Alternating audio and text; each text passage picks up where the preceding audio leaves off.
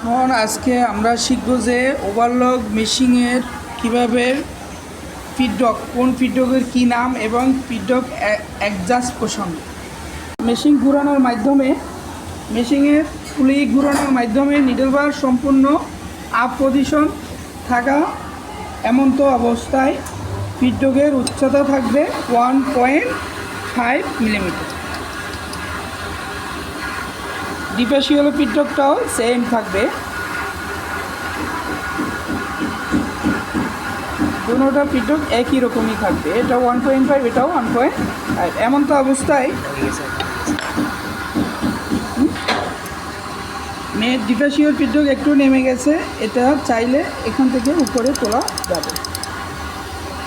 এমন তো অবস্থায় এই ডিফেসিয়াল স্ক্রু টাইট করে দিলাম। দ্বিতীয়ত মেন ফিডব্যাকের স্ক্রু টাইট করে দিলাম। এভাবে ফিডব্যাক অ্যাডজাস্ট করা হয়।